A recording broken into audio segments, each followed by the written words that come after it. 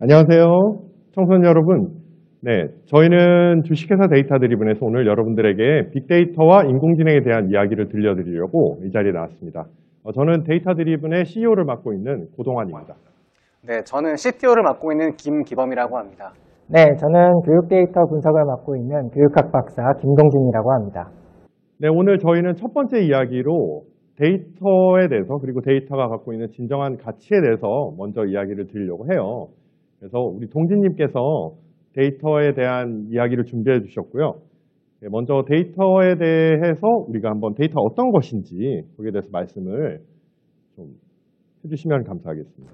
네, 우리는 일상생활 속에서 여러 가지 정보를 얻고 있습니다. 스마트폰으로 우리 기사를 검색하기도 하고요. 또 유튜브 같은 사이트에서 여러 가지 영상을 또 보기도 하죠. 자, 그런 각각의 정보들은 여러 가지 의미를 담고 있습니다. 이렇게 의미를 담고 있는 숫자, 문자, 소리, 영상 이런 것들 모두가 다 데이터라고 볼 수 있습니다. 최소한의 의미를 가져야 우리가 데이터라고 할 수 있는 건가요? 네, 맞습니다. 우리가 볼 수 있는 데이터들은 어마어마하게 많은 것들이 있습니다. 구글에서 우리가 입력하고 있는 여러 가지 문자 정보들도 다 데이터이고요. 유튜브에서 우리가 볼 수 있는 수많은 동영상들도 다 데이터라고 할 수 있습니다. 그리고 인스타그램이라고 하는 플랫폼에 올라와 있는 여러 가지 사진들도 다 데이터라고 볼 수가 있죠. 이렇게 수많은 데이터들이 지금 이 순간에도 만들어지고 쌓이고 공유되고 활용되고 있습니다. 그러면은 이렇게 많이 쌓인 데이터로 저희가 어떤 것들을 할 수 있나요? 네, 데이터를 통해서 우리는 많은 것들을 할 수 있습니다. 가장 먼저 상황에 대한 객관적인 이해와 탐색을 할 수 있습니다. 우리가 지도 데이터를 통해서 내가 지금 현재 있는 이곳의 위치가 어디인지 정확히 확인을 할 수 있고요. 내가 또 가고자 하는 위치를 가장 빨리 갈 수 있는 방법을 또 확인할 수가 있는 것이죠. 다음으로 문제에 대한 합리적인 의사결정과 실행을 할 수 있습니다. 다양한 가격 정보 데이터들 그리고 또 리뷰 데이터를 통해서 내가 사고자 하는 물건의 정보를 확인하고 살지 말지를 또 결정할 수가 있는 것이고요. 마지막으로 미래에 대한 종합적인 예측과 전망도 데이터를 통해서 미래에 대한 예측까지? 네, 맞습니다. 우리가 자주 확인하는 일기예보 또한 과거의 날씨 데이터를 통해서 앞으로 미래의 날씨를 예측하게 해주는 것이죠. 그러면은 저희가 데이터가 아까 구글, 유튜브, 이제 인스타그램 예시를 보면 많잖아요. 네. 그러면은 데이터가 많을수록 좋은 건가요? 네, 데이터가 많으면 많을수록 좋겠구나라고 생각할 수 있지만 사실 데이터가 무조건 많다고 좋은 것만은 아닙니다. 제가 한 가지 사례를 말씀드려 보도록 하겠습니다. 네. 한 15년 전으로 돌아가서 이제 2007년쯤이었습니다. 애플의 스티브 잡스라는 분이 새로운 아이폰이라는 스마트폰을 세상에 처음 기억납니다. 유명한 프레젠테이션이죠. 네, 맞습니다. 지금 스마트폰에 비하면 크기도 작고 속도도 느린 그런 제품이었지만 그 애플이 보여준 새로운 혁신에 전 세계가 놀랐었죠. 네, 지금 애플은 전 세계 스마트폰 시장에 거의 1인자, 2인자 역할을 하고 있지만 그 당시는 스마트폰이라는 개념 자체가 좀 생소했었던 시기이고요. 맞아요. 네, 그 당시 핸드폰 세계 점유율 1위는 핀란드에 있던 노키아라는 회사였습니다. 전 세계 핸드폰 세대 중에 한 대 정도는 노키아 제품일 정도로 아주 큰 회사였죠. 기억나요? 그 화면에 네. 그 자판이 달려있는 형태의 핸드폰이었죠. 그런 휴대폰도 있었고요. 네. 새로운 아이폰이라는 경쟁자가 등장을 했지만 이 노키아는 그다지 큰 걱정을 하지는 않았었습니다. 그런데 이 노키아의 한 연구원, 트리시아 왕이라는 연구원이 중국에 가서 조사를 하게 됩니다. 조사를 한 결과 많은 사람들이 새로 나온 아이폰을 이전의 노키아 핸드폰보다 더 많이 원한다는 것을 알게 되었죠. 오히려 이제 어떻게 보면 소득이 낮고 그런 중국에 갈 텐데 거기에 계신 분들이 훨씬 더 이제 아이폰을 사고 싶어하는 욕구가 강하다는 걸 밝혀낸 거죠. 데이터를 통해서 확인을 하게 된 것이었죠. 더 비쌌는데도 불구하고. 네, 맞습니다. 이와 반대되는 또 다른 데이터가 또 있었습니다. 노키아에서 이제 조사를 해보니까 노키아 제품을 사용하고 있는 사람들이 지금 노키아 제품에도 만족하고 있다라는 훨씬 더 많은 수의 데이터가 있었던 것이었죠. 그러면은 노키아는 수억 명의 유저로부터 노키아 휴대폰에 만족한다는 데이터를 갖고 있었고, 네. 그다음 트리시아 왕이라는 연구원분께서는 이제 그보다 훨씬 적은 수지만 이제 아이폰을 사고 싶다 이런 데이터를 확보한 거예요. 네, 두 가지 상반된 데이터가 있었던 것이죠.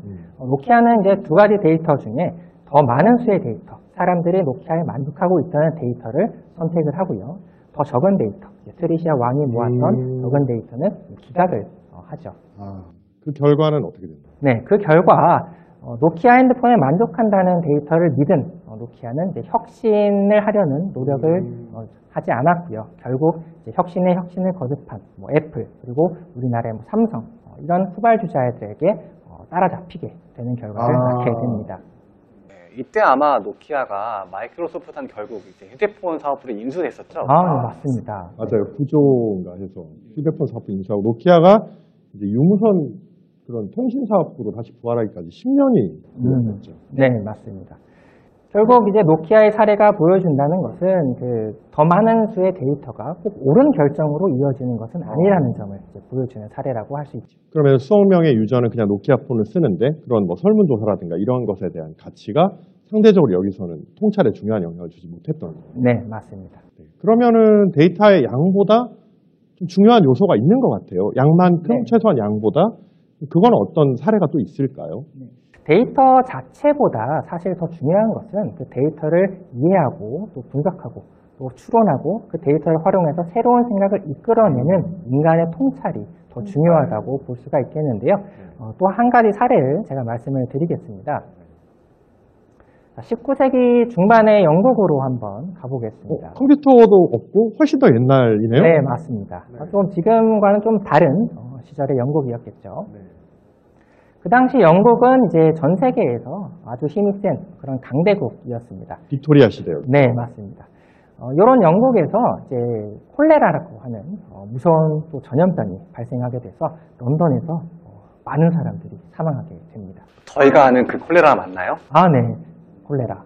지금은 콜레라, 저희는 지금 안 그래도 최근에 이제 그 코로나로 인해서 네. 고생을 많이 했잖아요. 네, 근데 그때 당시에 이제 콜레라로 사람들이 많이 죽었다는 게 안 믿기는데 특히 19세기면 산업혁명도 일어나고 할 텐데 사람들이 많이 콜레라로 죽었군요. 네, 지금에야 의료 기술이 많이 발전해서 코로나 같은 전염병이 발생을 해도 그 원인을 분석하고 하는데 좀 용이하게 할 수 있지만 그 당시만 해도 지금과 같은 의료 기술도 없었고 보건에 대한 지식도 없었기 때문에 전염병이 발생하면 많은 사람들이 죽었던 것이죠.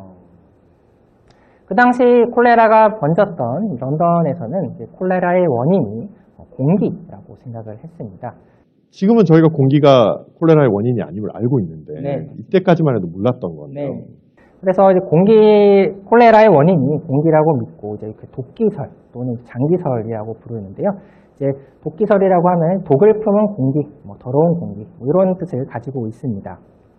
그 당시에 사람들이 이제 길거리에 있는 오물을 런던을 흐르던 템스강에 막 이제 버리고 했었는데요. 그로 인해서 템스강에는 이제 악취가 많이 발생하게 되었고. 그러면 네. 예를 들면 그 거리에 있는 오물들 때문에 네. 공기가 오염된다고 생각을 해서 네. 그 강에다가 버린 거예요. 그렇죠. 거리에 있는 우물들, 냄새나는 우물들을 또 강에다 버리고, 또 강에서도 또 냄새가 나고, 그렇게 이제 더러운 공기가, 냄새나는 공기가 많아지니까 사람들이 이 공기 때문에 콜레라가 퍼진다고 생각을 하게. 근데 그 물에다 버렸을 때 그 엄청난 결과가 일단 일단 물에 버리면은 일단 냄새는 안 나니까 일단은 임시 방편으로 이렇게 처리했던. 거리에는 냄새가 안 났겠죠. 네. 그런데 그 이후에 어떻게 됐나요? 그래서 네, 그 이후에 계속해서 이제 콜레라가 퍼지게 되고, 결국에는 이제 1854년에 이르러서는 한 달 만에 600명 넘는 사람이 죽는 일까지 발생하게 됩니다. 그 당시 이제 의사들은 계속해서 콜레라의 원인이 공기라고 생각을 했었습니다. 그런데 단 한 명, 존 스노우라는 의사만이 콜레라의 원인이 공기가 아닐 수도 있다는 생각을 하게 되고요.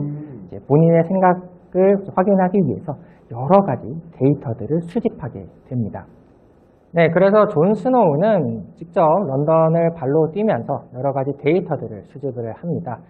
콜레라로 사망한 통계 데이터들, 그리고 콜레라로 사망한 사람이 나온 집의 위치 데이터들, 이런 데이터들을 직접 수집하게 되는 것이죠. 그럼 이 그림에 있는 지금 그림 어떤 것들을 의미하는 건가요? 네, 그림을 보시면 이제 네모로 이렇게 빨갛게 표시된 것이 있는데, 그게 바로 콜레라로 사망한 사람이 몇 명인지를 나타내는 각 집집마다 네. 이렇게 표시를 한 거네요. 그래서 어떤 통찰을 찾아냈나요? 네, 저 이제 표시한 것이 이제 지금으로 말하면 이제 막대 그래프처럼 이제 표시가 되어 있는데요. 네. 이렇게 사망자가 많이 나온 곳을 이제 주변으로 살펴보니까 저렇게 빨간 동그라미로 표시된 물펌프가 가까이 있다는 것을 발견하게 그러니까 됩니다. 사망자가 나온 집들과 그 사망자 수를 찾다 보니까 네. 그 주변 가운데쯤에 어딘가에 펌프가 있다. 네, 물펌프가 있다. 물을 이제 퍼올리는 펌프가 있다는 것을 근데 아까 템즈강 이런데 저희가 오물을 다 버렸다고 했으니까 네. 그러면 저 펌프. 네. 네, 그래서 이제 존 스노우는 콜레라의 원인이 공기가 아니라 물이라는 것을 데이터를 통해서 이제 발견해낸 것이었고요. 이 데이터를 통해서 이제 물펌프를 폐쇄하는 결정을 내리게 되고 그 지역의 콜레라는 드디어 멈추게 됩니다. 그래서 존 스노우는 데이터를 통해서 무서운 전염병도 물리칠 수 있다는 것을 직접 보여주었다고 이제 볼 수 있겠죠. 이게 어떤 부분에서는 지금 데이터, 우리가 지금 하고 있는 이런 그 팬데믹 관련된 이런 데이터하고도 관련이 있나요? 네. 몇 년간 우리가 코로나 때문에 많이 어려웠었는데요. 이제 코로나 관련해서 여러 가지 데이터들, 그리고 그 데이터를 활용한 역학조사의 개념이 바로 이 존 스노우의 개념으로부터 출발했다고 볼 수도 있겠습니다. 그래서 우리 이번에 코로나 할 때도 예를 들면 어디서 환자가 발생했고 동선을 추적하고 다 이런 것들이 이제 저런 역학조사로부터 시작된 거군요. 네. 그러면은 현대적 의미에서도 존 스노우라는 분은 의사이기도 하지만 동시에 데이터 분석가로도 볼 수 있겠네요. 네, 위대한 데이터 분석가. 네, 한 가지 사례를 조금 더 말씀드려도 될까요? 네. 존 스노우가 콜레라의 원인을 찾기 위해서 여러 가지 데이터를 분석하고 있던 그때 콜레라 환자들을 치료하던 한 간호사가 아까 한 달 만에 600명이 죽었다고 했던 그 시점에 네, 맞습니다. 한 간호사가 이제 콜레라 환자들을 돌보고 있었는데요. 그 간호사는 이후에 전쟁에서 부상당한 병사를 치료하는 야전병원으로 가게 됩니다. 그 병원에서 그 간호사는 한 가지 사실을 발견하게 됩니다. 그것은 바로 여러 병사들이 총에 맞아서 죽는 것보다 병원이 위생적이지 못해서, 위생적으로 치료를 받지 못해서 죽는 병사들이 더 많다는 것을 알게 된 것이었죠. 야전병원이면은 이제 전쟁을 하다가 다친 병사들이 이제 와서 부상을 치료받는 곳인데 네. 거기서 부상 때문에 죽는 병사들보다 위생 문제로 죽는 병사들이 더 많다. 이런 걸 맞습니다. 제대로 치료만 받았으면 쉽게 살 수 있는 그런 것이었는데 병원이 깨끗하지 못하고 위생적이지 못해서 감염이 일어난다거나 해서 이제 안타깝게 사망에 이르게 되는 경우가 많았던 것이죠. 그래서 이 간호사는 이제 병원의 위생 상태를 개선시켜 달라는 요청을 수도 없이 이제 계속해서 말로 이야기를 합니다. 하지만 그녀의 요청을 들어주는 곳은 아무도 없었죠. 그럼에도 불구하고 이제 그녀는 이제 포기하지 않고 병원의 위생 상태를 개선해 나가려는 노력을 계속하면서 위생 상태 개선과 관련한 데이터들을 여러 가지로 수집하게 됩니다. 이 간호사가 이제 여러 가지로 노력한 결과 병사들의 사망률이 42%에 달했었는데 2%까지 얼마 만에 그렇게 감소한 건가요? 6개월 만에 그렇게 감소를 했으니까 이 간호사의 노력이 어마어마하게 20배나 줄은 거네요. 네, 맞습니다. 이후 이 간호사는 본인이 수집했던 데이터, 이 방대한 양의 데이터를 이제 보고서로 정리를 했고요. 그리고 이 보고서를 또 단 한 장의 데이터로 시각화해서 제시를 하게 됩니다. 오른쪽에 있는 그림, 병원의 위생 상태를 개선하기 전 상태의 그래프입니다. 안쪽에 있는 이제 붉은색 부분은 병사들이 이제 뭐 총상이라든지 이런 것 때문에 사망한 병사들의 숫자를 나타내고요. 바깥쪽에 있는 조금 더 큰 영역, 푸른색 영역은 병사들이 깨끗하지 못한 위생 상태 때문에 안타깝게 사망한 병사들의 숫자를 나타냅니다. 왼쪽에 있는 이제 그래프는 이제 병원의 위생 상태가 개선되고 난 후에 그래프인데요. 사망자의 숫자가 확연하게 줄어든 것을 한눈으로 확인할 수 있죠. 근데 이 그래프를 통해서 이제 위생 상태를 개선하고 나서 실제로 사망자가 얼마나 감소했는지를 눈으로 보여주는 거죠. 네, 맞습니다. 지금으로 보면 이제 데이터를 시각화해서 보여주었다라고 말할 수 있는 거죠. 이때는 엑셀이나 뭐 파워포인트도 없었는데 저걸 다 손으로 그린 건가요? 네, 맞습니다. 아마 이제 손으로 그리고 자를 대고 이렇게 직접 아마 그리셨을 것 같습니다. 네, 아마 이 간호사, 제가 지금 말씀드린 간호사는 아마 여러분들도 다들 잘 알고 계실 것 같습니다. 이 간호사 이름은 이제 나이팅게일입니다. 데이터 분석과는 좀 거리가 멀다고 생각했는데 되게 많은 사람들을 치료하고 되게 봉사했던 간호사로만 알고 있었는데. 간호사로 알고 있어요. 네네. 네. 나이팅게일이라고 하면은 자상한 간호사의 이미지가 먼저 떠오르긴 하지만 사실 간호의 역사를 바꾼 아주 위대한 데이터 분석가 그 자체였다고 볼 수 있죠. 그러면은 이 나이팅게일과 우리 존 스노우의 사례에서 우리가 볼 수 있는 거는 이제 두 분 다 이제 마침 보건 분야의 예시인데 이 경우에 결국 데이터를 다루는데 중요한 포인트를 우리가 여기서 배울 수 있는 게 네, 맞습니다. 단순히 데이터의 양에 집착하는 것보다는 데이터를 보는 사람의 호기심, 그리고 데이터를 보는 끈기, 그리고 데이터를 통해 얻는 인간의 통찰, 그것이 더 중요하다고 볼 수가 있습니다. 그러니까 데이터 자체 양도 물론 많으면 많을수록 좋겠지만 네. 결국 어떤 데이터를 어떤 관점으로 볼 것인가 이게 중요하다라는 건가요? 네, 맞습니다. 맞습니다. 그러면은 이 사례에서 봤듯이 저희가 이제 데이터의 중요한 본질적 가치 중에 인간의 통찰이 있다고 하면 이제 그런 걸 토대로 데이터가 어떻게 지금 그런 통찰들이 활용되고 있는가를 좀 볼 필요는 있는 것 같아요. 그래서 이제 이번에는 그런 데이터가 실제로 그래서 어떻게 활용되고 있는지 사실 그 가장 핫한 게 요즘 인공지능이잖아요.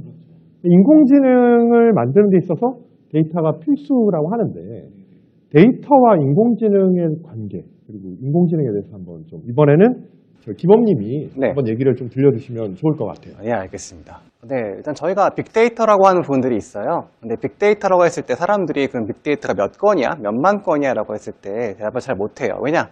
사실 그런 개념 자체가 존재하지 않거든요. 빅데이터라고 하는 거는 사실 사람이 인지하기 힘들 정도의 아주 거대한 데이터를 말해요.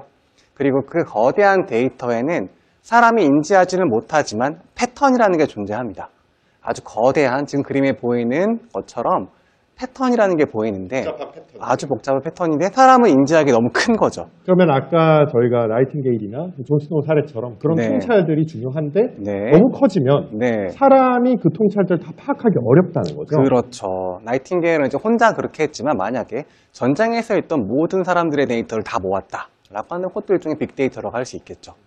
네. 이러한 빅데이터, 실제 데이터의 패턴, 이런 데이터의 패턴을 이제 머신러닝 기법과 그다음에 인공신경망이라는 기술을 통해서 기계한테 학습을 시키면은 이게 바로 인공지능이 돼요. 네, 결국 인공지능은 이러한 패턴을 학습하는 기계 장치라고 할 수 있는데 그 패턴이라는 것들이 하나의 통찰의 단위가 될 수도 있겠네요. 그렇죠. 맞습니다. 근데 이제 그 많은 거를 모으기 네. 위해서 기계가 네. 필요하다는 거죠. 그렇죠. 많은 것들을 이제 모으는 건 사람이 할 수 있죠. 하지만 그걸 이제 해석하기 위해서는 이제 이런 기계와 어떤 기술적인 것들이 필요하다라고 할 수 있습니다. 다음 예시 한번 보실까요? 네. 저희가 지금 보시면은 고양이과 동물들을 이제 단순히 봤을 때 치타인지, 제규어인지, 퓨마인지 사실 잘 구분하기 힘들어요. 근데 네. 언뜻 보면은 다 그게 그거 아니야? 다 치타 아닐까라고 생각하지만 자세히 보면은 무늬가 조금씩 다른 건 알 수 있어요. 저런 거에 대한 것도 일종의 패턴이라고 하는데 저희가 보통 패턴이라고 했을 때는 이렇게 눈에 보이는 패턴을 생각할 수도 있어요. 물론 이런 패턴들도 데이터를 저희가 어떻게 모으냐에 따라서 되게 달라지고 예를 들면은 인공지능한테 맨 왼쪽에 사진은 제규어야 그 다음에 오른쪽 사진은 치타야 이렇게 알려주게 되면은 인공지능은 이 패턴을 학습해서 다음부터는 얘가 치타인지 제규어인지 퓨마인지 구분할 수 있는 정도의 학습 능력을 가지게 돼요. 근데 그러려면은 많이 공부를 학습을 해야겠네요. 그렇죠. 저희가 공부하듯이 인공지능도 이러한 데이터가 아주 많이 필요해요. 실제 인공지능이 만약 데이터가 없다라고 하면은 사실상 아무런 기능을 할 수 없는 그냥 기계일 뿐인 거죠. 아까 인공신경망 구조라는 게 네. 데이터가 없다면 이게 할 수 있는 일이 없다. 아무것도 없는 거죠. 네. 그런데 이제 데이터가 있으면 그 데이터를 활용해서 아주 이제 그 데이터의 인사이트, 통찰들을 잘 활용할 수 있는 그게 장치가 되는 거고 또 데이터 입장에서는 항상 이 분석을 하려고 했더니 사람이 봐야 돼. 그럼 얼마나 이제 힘들잖아요. 사람이 항상 뭘 봐야 되고 존 스노우 같은 사람이 항상 있는 것도 아니고. 근데 그러려면 데이터에 대해서 활용성을 극대화하려면 또 인공지능이 또 필요해요. 잘 쓰기 위해서는. 그러려면은 사실 그렇게 보면은 이런 데이터와 인공지능은 이제 서로를 도와주는 상보적인 관계라고 할 수 있는 거죠. 그러면은 그 상보적인 관계라고 했잖아요. 그러면 네. 데이터와 인공지능의 그런 관계를 보여줄 수 있는 많은 데이터를 공부한 인공지능의 사례들에 대해서 좀. 네, 가장 유명했던 이제 알파고의 사례를 먼저 설명드릴 건데요. 알파고는 이제 처음에 이제 바둑을 학습한 인공지능이에요. 다 알다시피 어떻게 학습했느냐? 그냥 처음부터 바둑을 잘 뒀냐? 그게 절대 아니죠. 처음에 바둑을 못 뒀어요. 그러면은 어떻게 했냐? 기존에 있었던 기사들이 뒀던 기복, 그러니까 이제 대전 기록이죠. 그 기록을 가지고 이 순간에 내가 어디에 둬야지 이기는지, 요 수, 저희가 한 수 한 수라고 하죠. 이 수를 3천만 개 이상의 수를 학습을 했어요. 3천만 개. 네, 3천만 개에 대한 수를 학습하고 저희가 방송을 보다 보면은 막 해설이 나오잖아요. 이 바둑판에서 어디를 둬야지 이기고 뭐 뒤고 이런 것들. 그런 것들을 3천만 건을 본 거죠. 그랬더니 그 결과, 저희가 이제 잘 알고 있는 이제 이제 이세돌 구단, 이제 바둑의 천재라고 불리는 이세돌 구단을 4대1로 승리하면서 세간에 이제 이슈를 일으켰죠. 기억납니다. 그때 진짜 화제가 많이 됐죠. 화제가 많이 됐던데, 그리고 또 이때 체스와는 다르게 바둑은 둘 수 있는 수의 경우의 수가 우주에 존재하는 모든 원자의 수보다 많다. 그렇기 때문에 절대로 인공지능은 그런 얘기가 바둑을 이길 수 있었죠. 없다. 네, 이길 수 없었다. 이렇게 얘기를 했는데 결과는 달랐죠. 결국 이런 바둑에도 이런 기보를 두는 수 한 수 한 수에도 패턴이 존재했던 거고, 그 패턴에 대해서 인공지능이 학습했을 때 인간보다 더 효율적인 능력을 보여준다는 걸 증명한 사례가 되었던 거죠. 맞아요. 이 사례는 유명한 사례예요. 네, 이 사례는 사실 이제 조금 인공지능에 대해서 좀 경각심을 일으키기도 하는 그런 사례였기 때문에 했지만, 이제 다양한 다른 사례를 한번 보여드릴게요. 네, 저희가 아는 위키피디아 이제 이런 것들이 있습니다. 잘 알죠. 네, 저희가 자주 쓰는 무슨 네. 무 위키도 있고, 그렇죠. 네, 그런 위키도 있지만, 저희 위키피디아라고 하면은 수많은 정보와 지식들이 이제 보관되어 있는 정보들 거대한 있잖아요. 백과사전. 그렇죠. 근데 거기서 인공지능이 어떤 걸 배울까 이렇게 생각해 봤을 때, 뭐 지식을 배울까, 정보를 배울까? 사실 이런 것들보다도 더 중요한 거를 배울 수 있었어요. 뭐냐? 이런 지식들을 설명하는 문장에 대한 패턴, 어떻게 말을 할까, 어떻게 글을 쓸까, 이런 패턴들을 이해를 하면 인공지능이 사람의 말도 혹시 언어도 이해할 수 있지 않을까라는 이제 개발을 해봤더니 실제로 저희가 아는 챗봇이 되었어요. 저희가 안녕하세요라고 했을 때 안녕하세요 저희가 시리한테 혹은 뭐 빅스비 이런한테 이제 구글한테 이제 말하면은 이제 거기에 맞는 응답을 해주잖아요. 어떻게 할까요? 그러면은 옛날에는 저희가 안녕하세요라는 말 자체를 인식해서 그냥 똑같이 안녕하세요 대답해라고 이제 프로그래머가 이제 실제 코딩을 해서 넣었지만, 지금은 안녕하세요라고 했을 때 이 사람이 인사를 하는구나라고 인지를 한 다음에 나도 거기에 맞는 답 인사를 해야겠다. 같은 말을 하더라도 그 내부에서 이제 판단하는 게 완전히 달라진 건가요? 그렇죠. 저희가 말했을 때 말의 어떤 의지의 방향성, 이 방향성 자체를 인지를 하게 되었어요. 저희가 사과, 배라고 했을 때 비슷하다고 느끼는 이유가 그렇죠. 뭐죠? 이게 같은 과일이니까. 같은 과일이니까. 하지만 사과, 그 다음에 원숭이 있을 때 비슷한가요? 다르게 느껴져요. 다르게 느껴지죠? 네. 네, 그런 것처럼 인공지능도 이걸 다르게 느낄 수 있도록 아까 말했던 위키피디아에 있는 수많은 문장 구조를 학습해서 알게 돼서 이러한 챗봇이 나오게 된 거죠. 그러면 아까 콜레라 예시 나왔을 때처럼 네, 그런 네. 것들이 어떻게 설명되어 있는지 문장을 다 보고 네, 그 문장 구조를 학습해서 그렇죠. 그 지식과 관련된 질문이 나올 때 네. 훨씬 더 맥락에 맞게 설명을 해준다는 건가요? 그렇죠. 뭐 질문을 하더라도 이게 어떤 걸 물어보는구나에 대한 맥락을 이해해서 거기에 답변을 해줄 수가 있게 되고, 이렇게 가능했던 이유는 내가 처음에 얘기했던 빅데이터. 이제 위키에는 엄청나게 많은 데이터들이 있잖아요. 수억 개의 데이터들이 있는데 거기에 나오는 패턴을 학습했기 때문에 그게 가능했던 거라고 할 수 있습니다. 네, 또 이제 미술 쪽으로 가보면은 미술 쪽엔 저희가 알고 있는 유명한 화가들이 있잖아요. 뭐 피카소랄지 모나리자 그린 사람 누구죠?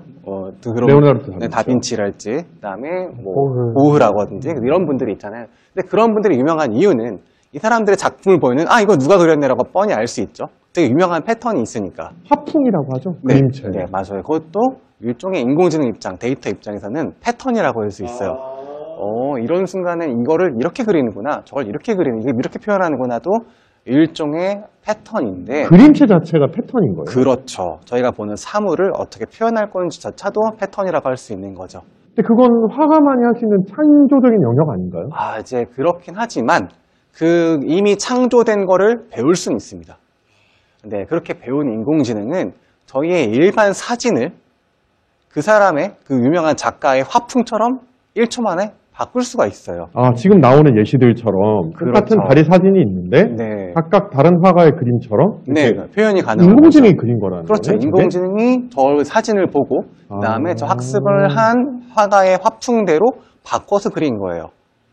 정말 작가별 화풍이 잘 드러나는 것 같아요. 네, 보는 순간 저거는 이건 누구 같네라고 할 수 있잖아요. 비슷한 네. 화풍이 나오니까 이렇게 1초 만에 저렇게 나올 수 있다는 것 자체가 이제 뭐 엄청난 기술인데 이것들이 사실 이런 필터 AI 기술은 저희가 쓰는 소셜 미디어에도 많이 쓰이고 있어요. 저런 형태의 기술이요? 그렇죠. 저희가 이제 좀 더 예쁘게 보이고 이런 필터 앱들 있잖아요.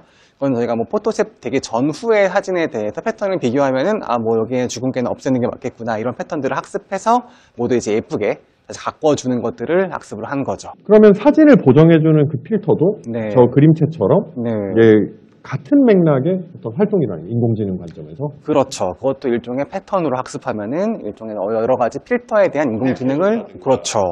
아니면 흑백으로 만들어준다든가. 아니면은 이렇게 주근깨 같은 걸 없앤다든가. 네. 이런 것들이죠. 뭐 요즘에 재밌는 것들을 보면은 갑자기 얼굴만 크게 한다던가 뭐 아. 이런 것들도 모두 그렇게 인공지능 맞아요. 필터로 사진도 네. 캐리커처로 바꿔주는 것도 맞습니다. 봤어요. 네, 막 자기 얼굴이 막 웹툰에 있는 것처럼 나오게 한다던가 그런 것들도 모두 이러한 패턴에 대해서 학습을 한 인공지능 때문에 그렇죠.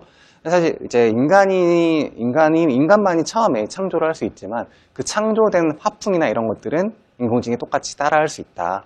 이렇게 배워보시면 될 것 같습니다.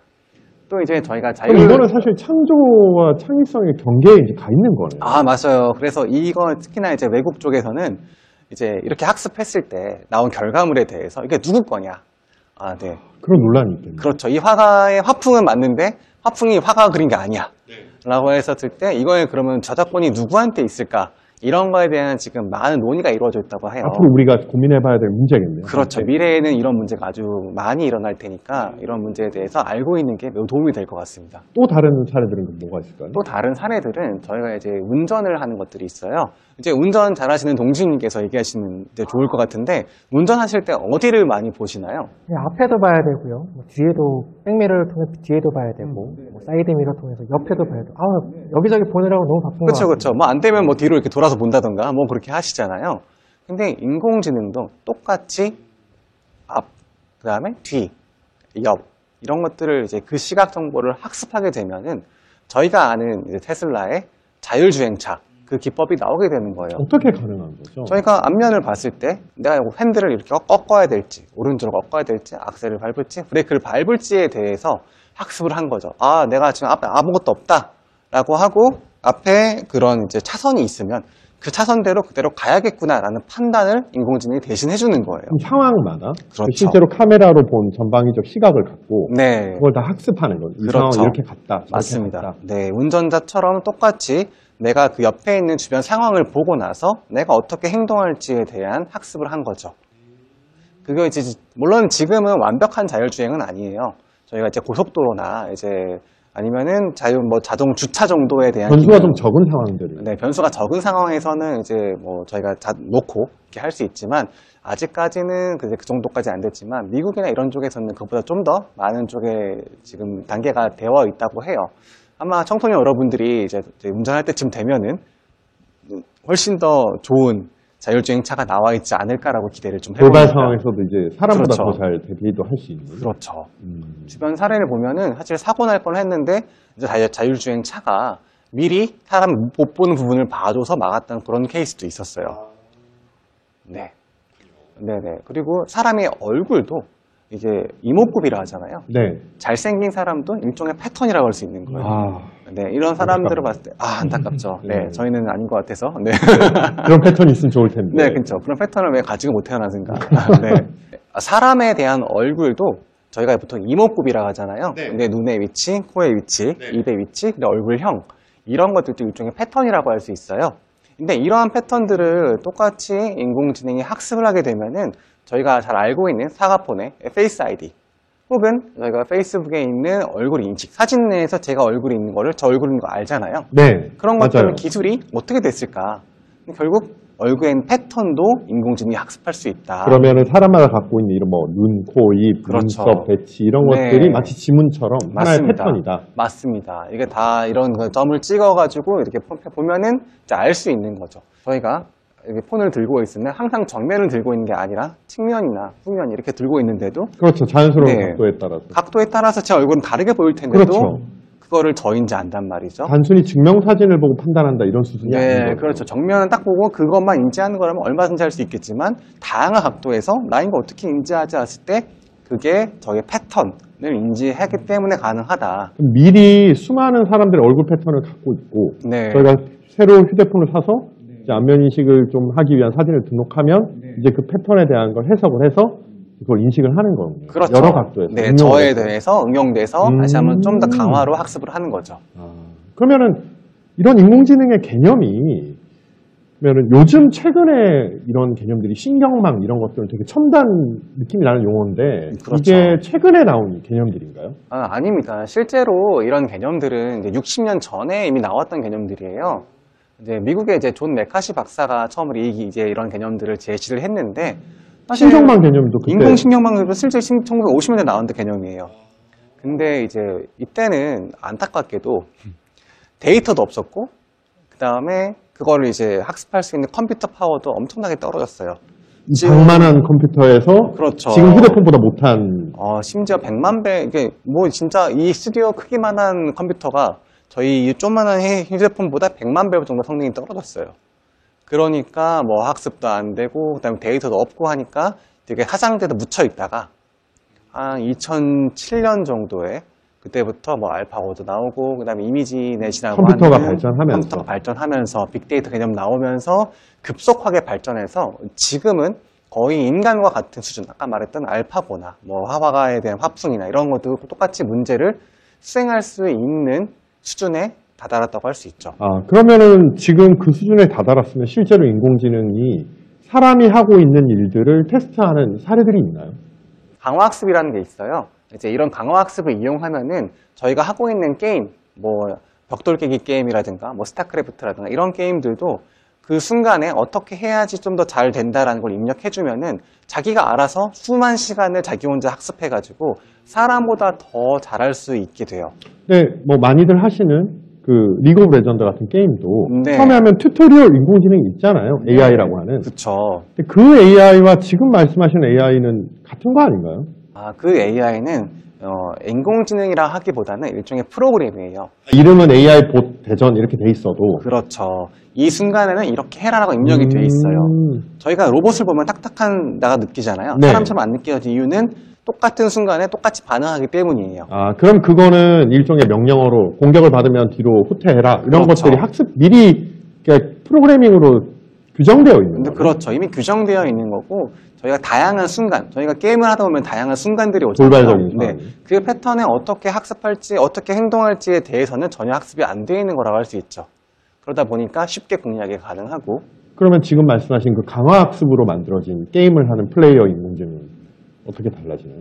그러면은 이제 저희가 사람처럼 맵을 보고 그다음에 내 화면을 보고 이 순간에 어떻게 하는 게 최적일지에 대해서 똑같이 학습을 한 다음에 거기에 대해서 수만 시간 동안 플레이어를 하면서 학습을 하는 거죠. 처음에는 잘 못하다가 처음에 점점 못하다가 잘해지는 맞아요. 수만 시간 동안 학습하면 사실 사람도 수만 시간 학습하면 잘하는데 인공지능은 더 잘하겠죠. 네. 그리고 지금 보시는 이제 기사가 보이는데 이제 왼쪽 기사, 오른쪽 기사가 있어요. 어느 쪽이 사람이 쓴 걸까요? 저는 일단 왼쪽을 보면 딱딱해요. 그냥 있었던 팩트만 써놓은 것 같아요. 동진님 생각은 어때요? 네, 저도 오른쪽이 뭔가 수식어도 더 많이 들어가 있고, 파두개. 네, 오른쪽이 진짜 인간 기자가 쓰신 기사가 아닐까. 네. 네네. 생각합니다. 저도 이제 처음에 그렇게 봤는데, 이건 뭐 기자분이 보면 좀 섭섭할지 모르겠지만, 왼쪽이 이제 사람분이 쓰신 기사예요. 의외네요. 네. 사실 아까 말했지만, 여러 가지 위키피디아나 이런 거에서 배운 이제 기사 봇이 사람보다 더 다양한 어휘를 쓰면서 저렇게 이제 오른쪽처럼 쓴 거죠. 인공지능이 저런 경기 결과를 보고 판단을 해서 뭐 파죽의 대승, 거침없이 질주했다 이런 표현들을 쓰는 건가요? 그렇죠. 그런 표현들을 몰랐네요. 배워서 그래서 쓴 거죠. 그게 저렇게 맞다고 확신을 하고? 그렇죠. 네. 확률적으로 저게 더 맞아서 사람들이 했을 때 더 좋아할 거야. 이런 판단을 해서 저기에 저렇게 넣은 거죠. 네. 그리고 최근에는 아까 이제 저희가 뭐 몇 가지 말씀드렸지만 인공인간이라는 기술도 나왔어요. 들어봤어요. 네, 이번 작년 이제 저희 올해 대선할 때 이제 후보들이 자기의 아바타처럼 이제 인공인간을 내세워서 자기 대신 얘기를 하는 케이스 봤잖아요. 이제 그런 케이스 같은 경우에는 예를 들면 AI 김기범 이런 식으로. 맞습니다. AI 김기범이 대신 얘기해 주는 거죠. 근데 보면은 생긴 것도 저랑 비슷하고 말투, 음성, 음색 다 똑같듯이 거의 비슷하게 얘기를 하잖아요. 이런 것들이 어떻게 가능하냐? 제 생김새를 이렇게 3D 사진관에서 다 찍어내고 저의 생김새 패턴을 찍어내는 거죠. 그 다음에 저의 음성, 말투 이런 것도 모두 학습을 해서 그 세 가지를 모두 섞어서 인공지능으로 만들어낸 거예요. 표정들 이런 것도 그렇죠. 다 찍고 이래서. 네, 표정도 제가 어떤 순간에 어떤 표정을 짓는지조차도 모두 학습을 해서 이렇게 인공인간을 만들어낸 거예요. 아, 그러면 이 인공인간들은 대화도 어느 정도 가능하고, 그 다음에 자기만의 표정도 갖고 있고, 뭐 그런 것. 그러면 이건 상당히 무서운 그렇죠. 단계에 와 있다고 볼 수 있는데, 네네. 두렵네요. 네, 물론 두려울 수 있죠. 이제 인공지능이 마치 저희가 뭐 스카이넷이라고 하는 터미네이터에 나왔던 그런, 그렇죠. 네, 그런 무시무시한 인공지능에 사람을 대해서 지배하는 네, 사람을 네. 지배하지 않을까 이렇게 우려를 할 수 있지만 제 생각은 저도 처음에 그렇게 생각했었어요. 이렇게 되면은 결국에는 사람이 도태되지 않을까라고 생각했었지만 이제 다른 케이스를 보면은 좀 생각이 바뀔 수 있습니다. 그런 사례들이 있나요? 네, 이제 이 사람과 인공지능이 힘을 합치면 어떤 결과가 나오는지 보실 건데요. 예전에는 웹툰을 그릴 때 가장 먼저 무엇을 해야 됐을까요? 그림 그리는 법부터 배워야 되겠죠. 그렇죠. 아무것도 모르면 그림부터 배워라라고 했잖아요. 드로잉부터 배워라라고 했잖아요. 근데 최근에는 클릭 몇 번으로 제가 갖고 있는 스토리나 어떤 기획만 있으면 클릭 몇 번으로 웹툰을 만들 수 있는 인공지능도 나왔어요. 그러면은 클릭 몇 번이란 얘기는 내가 원하는 사물이나 사람들을 그려주고 네. 그걸 원하는 위치에 배치시켜준다는 거예요. 그렇죠. 어떤 여자애가 복도에 뛰어가고 있어. 이거 한다면 복도 클릭. 여자의 클릭. 뛰어가고 있어. 클릭하면은 거기 알아는 그림을 자동으로 그려주는 거죠. 아주 알맞게 거기에 맞춰서 그려주는 그런 인공지능이 나왔기 때문에 네. 예전에는 저는 만약에 제가 그림 정말 못 그리는데 그림을 그려야 되고 뭐 하면 나는 웹툰 작가는 안 됐을 거야 라고 하지만 지금은 인공지능만 있으면 나도 웹툰 작가가 될 수 있겠네? 라는 꿈을 꿀 수 있게 된 거죠. 네, 두 번째 사례를 보시면은 또 예전에 찍었던 흑백 사진이나 역사적 사료 같은 것들이 있어요. 이런 것들은 그때 그 당시에 찍었던 것들이기 때문에 어떻게 할 수가 없었는데 아무리 이제 분석을 해도 이게 어떤 색깔이었을까 알 수 없었는데 이제 이런 것들도 인공지능을 통해서 다시 복원이 가능해졌어요. 놀랍네요. 왜냐하면 이건 색깔을 입혀야 되는 거잖아요. 그렇죠. 그때 예를 들면은 100년 전에 조선의 하늘은 무슨 색이었을까 이런 것들도 되게 알 수가 없었는데 아마 파란색이었겠지만. 파란색이었겠지만 좀 더 지금보다는 뭐 맑은 파란색이었다나 뭐 그렇게 할 수 있겠죠. 그렇죠. 네, 그런 것들도 역사적 사료 같은 것들도 이제 인공지능을 통해서 같이 협업을 하면은 훨씬 더 많은 일을 할 수 있게 되죠. 네. 그리고 요즘에 인터넷 방송 보시면은 이제 도네이션이라고 하잖아요. 도네이션 했을 때 좀 재밌는 목소리로 이제 자기의 메시지를 전달하는 게 맞아요. 있는데 그런 것들이 이제 내가 말하고 싶은 말을 내 목소리가 아니라 멋있는 목소리 혹은 성우의 목소리로 말을 할 수 있게 되는 인공지능 등장했어요. 그러면 뭐 글을 읽어주기도 하고 네. 목소리 자체를 바꿔주기도 하는 건가요? 네네. 제가 예를 들어 제 목소리 마음에 안 들어 네. 라고 했을 때 정말 중후한 목소리를 하고 싶어라고 하면 중후한 성우 AI에게 제가 하고 싶은 말을 저는 김기범입니다 라고 입력하면은 마치 동아님처럼 되게 굵은 목소리로도 얘기를 할 수 있게 되는 거죠. 실제로 이런 사례로 유튜브 같은 곳에서는 이러한 이제 성우 AI를 이용해서 자신의 목소리를 출연시키지 않고 기획만 가지고 영상만 가지고도 그 나레이션을 넣어서 유튜브를 하시는 분도 꽤 있습니다. 좋은 채널들 많죠. 네, 그런 채널 중에는 구독자 100만 명 넘는 채널도 있는 걸 봤을 때 사람들이 딱히 이게 사람인지 인공지능인지 거의 구분 못하는 수준까지 왔고 또 이걸 하시는 입장에서는 나도 유튜브를 좀 쉽게 할 수 있겠다. 이런 식의 이제 접근이 가능해지는 거죠. 네, 그럼 이렇게 웹툰하고 흑백 사진 그리고 이제 성우 목소리까지 저희가 직접 인공지능과 협업할 수 있는 인간에게도 도움이 될 수 있는 사례들을 봤잖아요. 네, 전체적으로 정리하면은 좀 어떤 의미가 있을까요? 네, 인공지능을 저희가 어떻게 다루냐에 따라서 인간에게 해로운 존재가 될 수 있고 아니면 이로운 존재로 될 수 있습니다. 그래서 뭐 결국 중요한 거는 사람이 어떤 태도를 가지고 이런 것들을 대하는지가 더 중요하다고 할 수 있어요. 그러면 결국 인공지능이 아까 스카이넷 같이 그런 무서운 그런 인공지능이 될지 아니면 지금같이 더 도와주는 형태의 인공지능이 될지는 결국 우리가 결정한다라는 건가요? 그렇죠. 저희가 어떤 이제 두려움이 아니라 인공지능 협업하면 더 많은 일을 할 수 있구나. 이런 마음을 가지고 같이 협업하는 게 정말 중요한 태도라고 할 수 있을 것 같습니다.